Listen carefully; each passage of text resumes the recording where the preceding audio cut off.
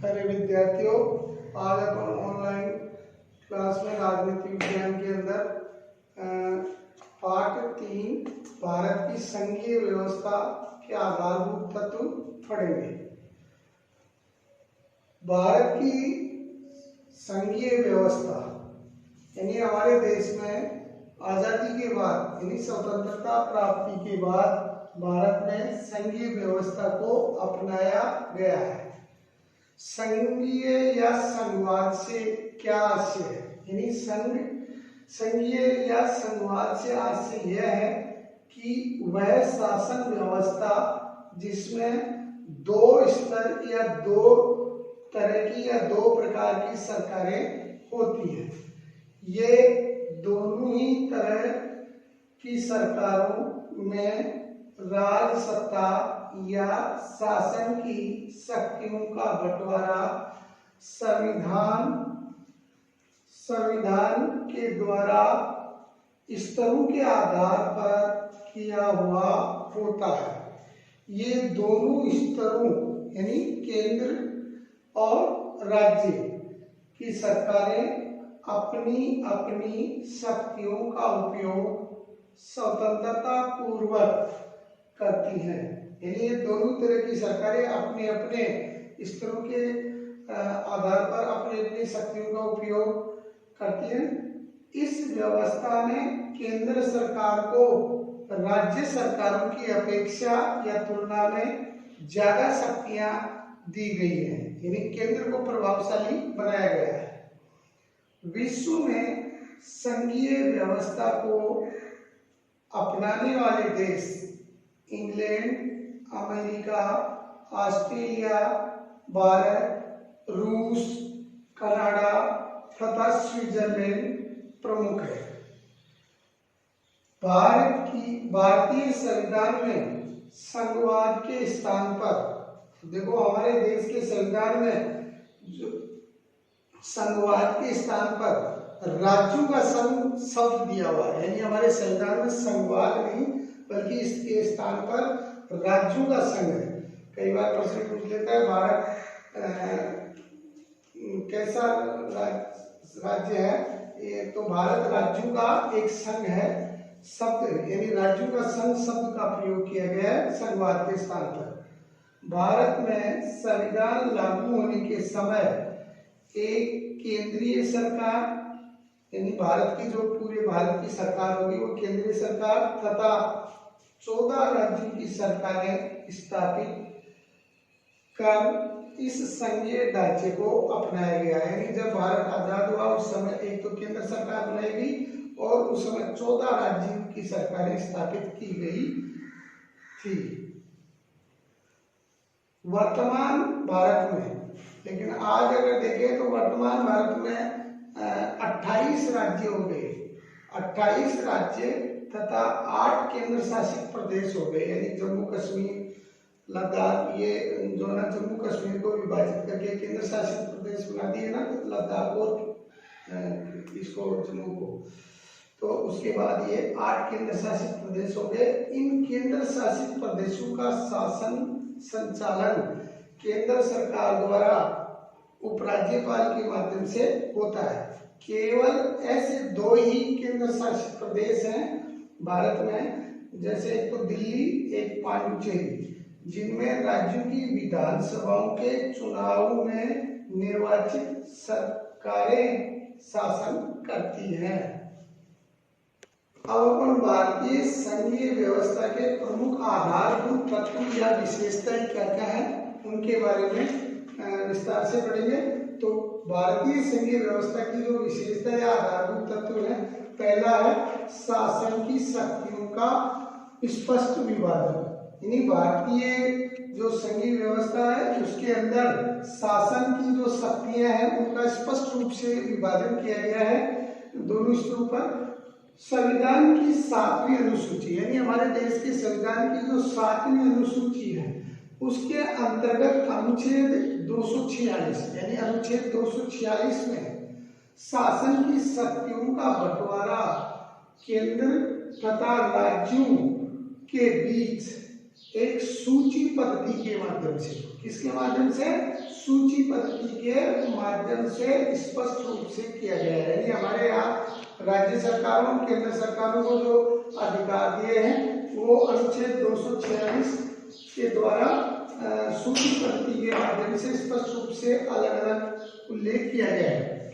सूची पद्धति से शक्तियों का बंटवारा 3 सूचियों के द्वारा किया गया है। यानी 3 सूचियों के द्वारा, ये सूची पद्धति के द्वारा 3 सूचियां बना करके और शक्तियों का बंटवारा किया है, जो निम्न प्रकार से है। पहला, केंद्र या संघ सूची, यानी पहली जो सूची है उसको केंद्र सूची भी कहते हैं और कई बार संघ सूची भी इसी का नाम है, तो संघ सूची भी कहा जाता है। इस सूची में राष्ट्रीय महत्व के जो, यानी पूरे देश भर के राष्ट्रीय महत्व के जो 97 विषय हैं, उन 97 विषयों को शामिल किया है और इन 97 विषयों पर केंद्र सरकार को कानून बनाने की शक्ति दी गई है। यानी 97 विषयों पर जो राष्ट्रीय महत्व के हैं उन पर केंद्र सरकार ही कानून बनाएगी। दूसरी है राज्य सूची। इस राज्य सूची के अंदर 66 विषय सम्मिलित किए गए और इन 66 विषयों पर राज्य सरकारों को कानून बनाने की शक्तियां दी गई हैं। तीसरी सूची है सम्मति सूची। तीसरी सम्मति सूची, इस सूची में 47 विषय जो है ना सम्मिलित किए गए हैं, जिनके ऊपर केंद्र सरकार भी कानून बना सकती है तथा राज्य की सरकारें भी कानून बना सकती हैं। किंतु अगर केंद्र सरकार और राज्य सरकार द्वारा बनाए गए कानून में कोई विवाद की स्थिति बन जाए तो ऐसी स्थिति में केंद्र सरकार के कानून को ही मान्य माना जाएगा। एक अवशिष्ट शक्तियां भी होती हैं, अवशिष्ट शक्तियों पर केवल केंद्र सरकार ही कानून बना सकती है। दूसरा पॉइंट है निष्पक्ष व स्वतंत्र न्यायपालिका की स्थापना। यानी हमारे भारतीय संघीय व्यवस्था की जो दूसरी विशेषता या तत्व है वो निष्पक्ष और स्वतंत्र न्यायपालिका की स्थापना करना है। यानी संघीय शासन व्यवस्था में केंद्र व राज्यों के बीच होने वाले विवादों का समाधान संविधान द्वारा बनाए गए कानून के आधार पर स्वतंत्र व निष्पक्ष रूप से हल करने के लिए न्यायपालिका को स्वतंत्र व निष्पक्ष बनाया गया है। इसके लिए न्यायपालिका का जो सबसे बड़ा न्यायालय, जिसको अपन सर्वोच्च न्यायालय कहते हैं, उसके और उसको अधिकार दिया है। इसी तरह सर्वोच्च न्यायालय व उच्च न्यायालयों के न्यायाधीशों के चयन का जो अधिकार है ना सर्वोच्च न्यायालय को दिया है, तो उसके लिए भी एक विशेष व्यवस्था से वो चयन करते हैं और उस विशेष व्यवस्था को कोलिजियम व्यवस्था कहते हैं, जिसके अंदर सर्वोच्च न्यायालय का एक मुख्य न्यायाधीश और उसके 4 नीचे जो वरिष्ठ न्यायाधीश होते हैं वो मिल करके और जो है ना न्यायाधीशों का चयन करते हैं। भारतीय संघीय व्यवस्था की जो तीसरी विशेषता या तत्व है वो है संविधान की सर्वोच्चता। यानी भारत में संविधान को सर्वोच्चता दी गई है। केंद्र तथा राज्य सरकारें संविधान से ही शक्तियां प्राप्त करती हैं। यानी हमारे केंद्र सरकार और राज्य सरकारें शक्तियां जो प्राप्त करती हैं वो संविधान से प्राप्त करती हैं। भारत में विविधता के बावजूद संपूर्ण देश के लिए एक ही संविधान की व्यवस्था या स्थापना की गई है। चौथा, एकल नागरिकता यानी इकरी नागरिकता। यानी संघीय व्यवस्था वाले देशों में 2 प्रकार की नागरिकता यानी दोहरी नागरिकता दी जाती है, लेकिन हमारा देश संघीय व्यवस्था होने के बावजूद इकरी नागरिकता दी गई है, क्योंकि भारत की विविधता के कारण भविष्य में कोई विखंडन वाली संभावनाओं को रोकने के लिए ये संपूर्ण देश में इकहरी या एकल नागरिकता का प्रावधान किया गया है। 5वां, केंद्रीय व्यवस्थापिका यानी संसद। केंद्रीय व्यवस्थापिका हमारी क्या है? संसद।